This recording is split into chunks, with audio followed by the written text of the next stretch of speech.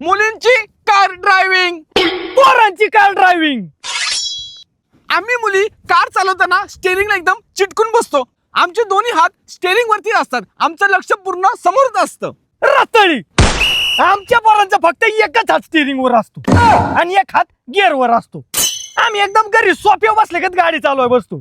एक हात असा मस्तपैकी स्टिअरिंग वर दाबत मस्तपैकी, एक हात असा गिअर वरती असतो आमचा. चिल मध्ये एकदम निवांत मध्ये आम्ही गाडी चालवतो. स्टिअरिंग आम्ही नुसती बोटाने गार फिरवतो.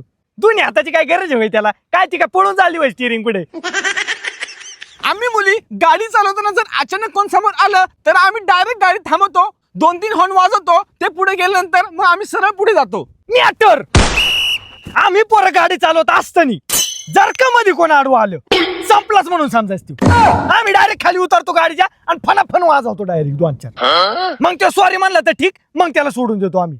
नाही ते कवर बदकवत बसतो. आणि जरी आम्ही नाही हल्लं ना तरी आमच्या गाडीत पोरं असतात, निवळ मेंटल असतात.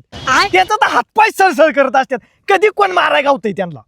आणि राहिला विषय हॉर्न वाजवायचा, तर आम्ही पोरं 1-2 हॉर्ननी ऐकतच नाही.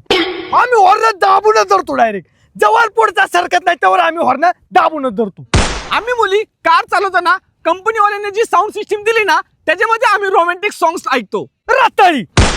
आमचं त्या साऊंड सिस्टीमनी बागतच नाही. आम्ही डायरेक्ट डीजेची ट्यूबच टाकतो गाडीत. फुल साऊंड सिस्टीम एकदम. लग्नातला डीजे ऐकलेत का तू? तसली सिस्टीम असते आमच्या गाडीत डायरेक्ट. फुल दुप्पुक जवळ वाजत नाही ना तर आम्हाला असं वाटत नाही, फिलिंगच येत नाही आम्ही गाडीत बसलोय म्हणून.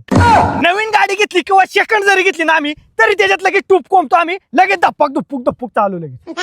आम्ही मुली आमच्या कार वरती पप्पाच princess, mother's queen, girls rider, attitude girl अशी नावं टाकतो. अन्नाची पुण्यई.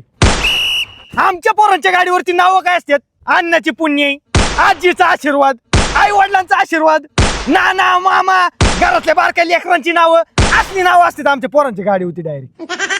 आम्ही मुलींनी जर कुठं गाडी ठोकली तर आमच्या घरचे आम्हाला सांभाळून घेतात आणि म्हणतात की बेटा जाऊ दे, इट्स ओके म्हणून सोडून देतात.